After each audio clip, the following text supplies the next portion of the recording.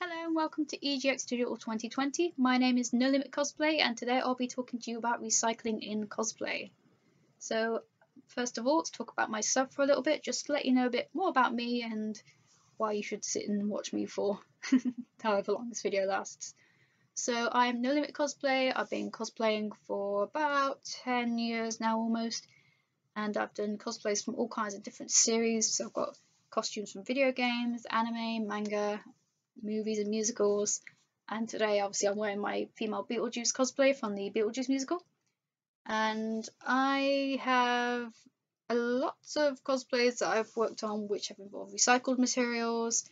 I've also bought cosplay, made cosplay, borrowed cosplay, casual cosplay, all kinds of different cosplay really. So let's get started. So first thing, obviously this panel will cover how to make parts for your cosplay out of recycled materials, and also how to recycle parts of your cosplay that you may not have actually thought of doing. So we'll cover all that, and as well we'll also cover pieces about general recycling and other little tips like that, as well as where to find your recycled materials. So without any further ado, let's get started on the recycle talk. So first things first, recycling as a umbrella term is where you take an object that either is no longer needed or is useless in its current state, such as damaged or broken, and you repurpose it to become something useful again. Now, obviously, in the general term, recycling is where bottles are taken and then returned back to useless states and then rebuilt to be new bottles, and the cycle kind of continues where the bottle is used, gets sent to recycling centre, manufacturing, and then makes a bottle and kind of goes around like that. Now with recycling as well, there's also people who will take items and recycle them to be more useful things, such as taking a plastic bottle and turning it into a bird feeder. That's one of the most common ones I see online. And all those little crafting hacks that you see, and people make things like that, those are all different ways of recycling. But I'm not going to spend all my time talking about those because obviously you're here to see recycling in cosplay. So cosplay recycling is becoming more and more popular online. It's very much a growing thing with people looking now more for a focus on the environment and how to sort of save the environment. And I've seen a lot of people online, and some people have made some incredible stuff which you could not even tell was made out of recyclable materials. And the main one that I see a lot of people use in recycling for cosplay is cardboard. Now, cardboard is one of the easiest materials to get hold of, if you ask me, and it's pretty much everywhere when you order things online. So if you're anything like we have been in lockdown and during the virus, you might have about 15-20 Amazon boxes just stacked up in a corner over there, ready to be reused or recycled. And this is probably the best time to sort of try and start making things recycled materials, because like I said, you probably already have quite a lot of Amazon boxes ready to go as it is. So we'll start off by talking about cardboard, and then I might cover a few more materials, and then I'm also going to cover ways to recycle the cosplays themselves, and also ways that you can sort of improve like cosplays overall through recycling pieces. So the start off would be with cardboard again, like I said, and how to go about using it in recycling for cosplay. So the thing is, there are actually no rules as to how you should do it, but I'll be here to obviously give you some tips on that. So the main way that people work with cardboard is that they tend to dismantle the box currently to make it a large, flat, open cardboard rectangle. Usually is rectangle, yeah. So turn it into a cardboard rectangle, and that way you've got a large surface area that you can draw on, paint, work on, map out whatever you need, and that is your working area that you've got to work with. From there, you can either cut out pieces of the cardboard with either a crafting knife or scissors. However, the most recommended to use would be the crafting blades, because they are usually about that big but can be smaller in size, and they are also so easy to store, usually really cheap, and you can buy them in bulk as well. If I remember right, on some places you can buy them in bulk. They also have a obviously more direct and fine edge, which allows you to get right into the crevices when trying to carve out more complicated shapes. And they can also be used on other materials as well, such as expanding foam, which a lot of people tend to use in addition to their cardboard when making a prop or a piece. So obviously when you've got your cardboard square and you've cut out the shape that you need, you can then start putting it together. So a lot of the time I use cardboard to make sort of box figures, box sort of structures, which I can then add pieces onto or put pieces inside to make it more useful for these piece that I'm working on. I also see a lot of people using cardboard when it comes to making blades, swords. Shields is another one that I see a lot of people use cardboard for. And the most impressive one of all that I find is armour. So you can use armour, you can use cardboard even to make armour pieces for your cosplay. Obviously cardboard can be bent into different shapes, so you can always use it to build shoulder pieces. And it's also really lightweight, so if you are working with armour, obviously you're wearing it all day, cardboard can be a very light solution, and also a cheaper solution if you don't have something like foam.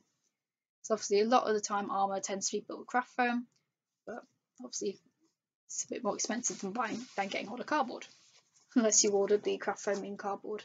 But yeah, so that is the best ways for cardboard.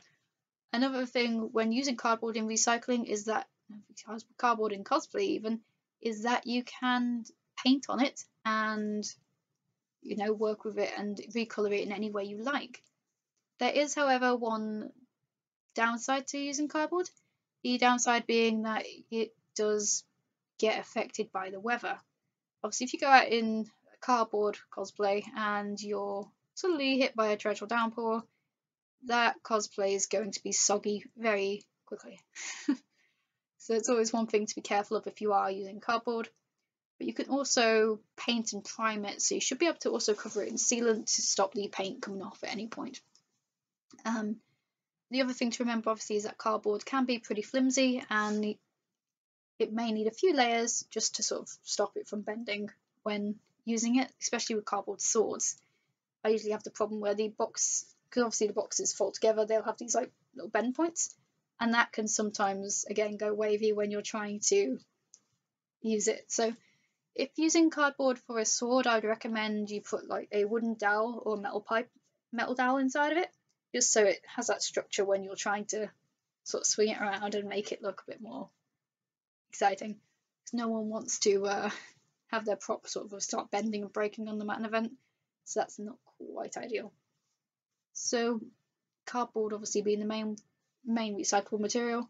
You can, however, also use different items in cosplay, such as metal can be recycled into cosplay in certain amounts, and also plastic can be used. So we'll talk a bit more about the metal because that one's a bit more of an interesting topic. So I'll just grab this. Obviously with your drink cans, since that one.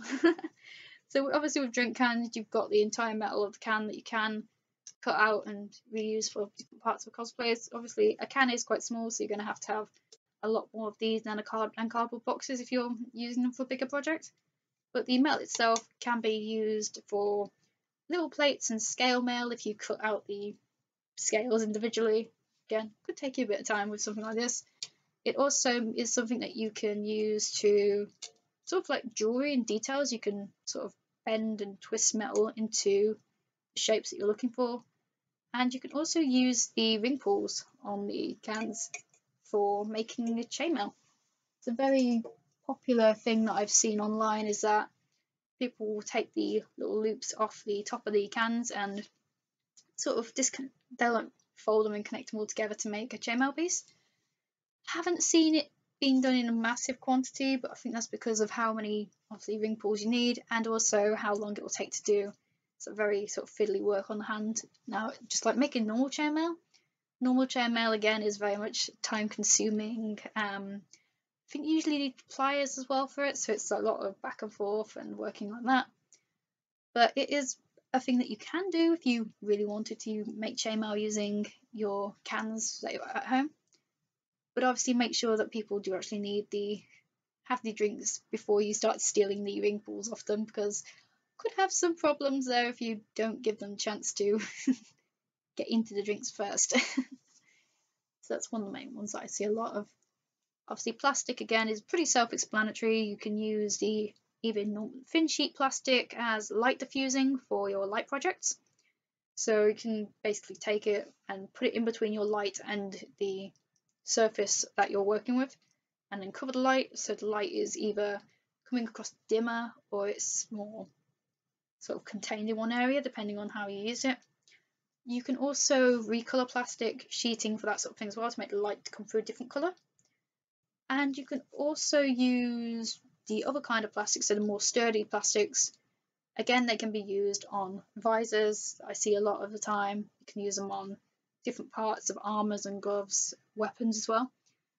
You can also reshape plastic through using a heat gun, but depending on the kind of plastic you've got, it might melt. So it can melt down and make a bit of a mess on your countertop if you do start melting plastic.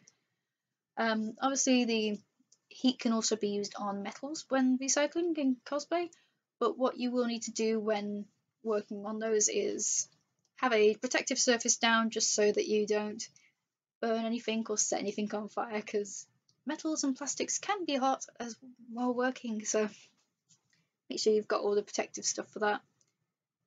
Okay, so recycling, that's the material recycling covered, but there's obviously other things that you can recycle material wise, such as wood, clay at some points. There's like all these different things that you can use, but those are the main ones that I talk about just because they are the ones I use most.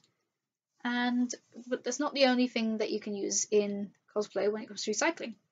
You can also recycle different parts of the cosplays you've got. So with a lot of cosplays, there are some very similar pieces that will be repeated for each cosplay. Most of the time it tends to be gloves and shoes and sometimes shirts as well.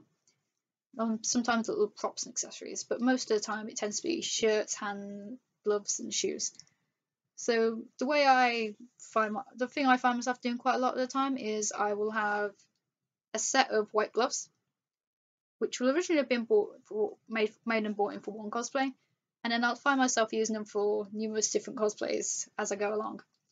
Especially because each time I end up trying to look at making a new cosplay, I'll see if there's anything that I can reuse and that I've already got in. So it saves me buying 6 pairs of shoes for 4 characters when I've already got 1 pair of shoes that I do a job for all of them.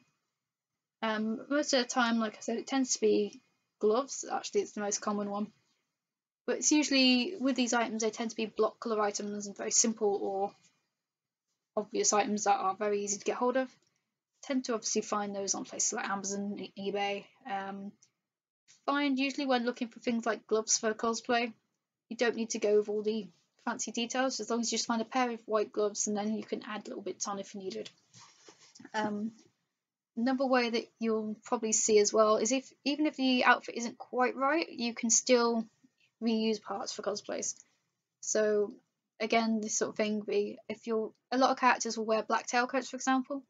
And if you just have one black tailcoat, you can then sort of add and remove different pieces, such as the badges and emblems that they'll have on the outfit at any time, which kind of allows you to reuse at least one part of the outfit for numerous pieces. It's just a case of adding and changing accessories, and it kind of makes it a lot easier for you and also a lot cheaper in the long run as well. Also very useful if you don't have much space, because it means you can just sort of reuse 1 or 2 pieces at a time and then not have to worry about going back and changing it all and getting numerous versions. So that is the recycling section on reusing different pieces for the same cosplays, but these also the point of recycling a full cosplay. So when you are finished with your cosplay, for example, or it's reached the end of its run and you don't really feel like wearing it anymore, most people end up asking, what do I do with it now? So there is obviously the initial answer, which some people, usually the parents of the cosplayers, will say is just bin it if you're not using it, sort of thing. But obviously you can bin it if you really don't want to do anything else with it, but there are more efficient ways of dealing with not wanted cosplays and parts of cosplays. So the first one would be more of a reusing sort of thing than recycling, but selling. So you can take your cosplay and sell it on if you're not happy with it or you're finished with it or don't need it anymore. or if you just need space as well. There are different ways that you can go about selling a cosplay. You can sell a cosplay through, face to face if you have any friends that you know who want to have that cosplay off you. You can also sell online, and I guess the other one, more recycling and reusing, would be to charity shop with your cosplays. So some would say that taking your cosplay to a charity shop is a bit weird, but it's not actually that weird at all. All the charity shops are happy to accept donations, and obviously someone out there, most likely another cosplayer or a fancy dress sort of party, they'll come and pick up these sort of items, and they'll usually be taken out pretty quickly. And it'll also make the charity obviously a lot happier as well. So the main one obviously there was selling. So selling a cosplay can be done online, in person, auction if you really wanted to go and take it to an auction. I suppose you could try and sell it there. Car boot and all that sort of thing. But online is probably one of the most efficient ways of selling a cosplay. You can find on Facebook a lot of little Facebook sales groups which are dedicated for coming in and buying and selling cosplay. A lot of these marketplaces tend to cater for all kinds of cosplay as well, so you can put some online and people will start sort of see it and buy it from there. It's also a place where you can buy and sell cosplay props and other little materials as well. The other places that I've seen cosplay go on sale for a lot recently for this sort for pre-owned cosplay tends to be Depop and eBay as well. So buying and selling cosplay in that sense is obviously a way to recycle, but it also makes things a lot cheaper for you as well. So if you're trying to get hold of a cosplay, you can help someone else out by buying the cosplay that they're selling, and it also obviously you're not making another version of the same costume, so it's not using more materials to produce it. So it kind of keeps the world going, it keeps everyone happy in the same way. That is selling. And obviously another way around doing cosplay is sharing cosplays, so you can borrow cosplays off your friends and sort of use each other's cosplays. It kind of, again, it keeps the amount of cosplay going, but doesn't increase the amount of costumes that are made. But that is pretty much all I've got time to cover on this actually. So I will leave you to the rest of EGX Digital. Thank you.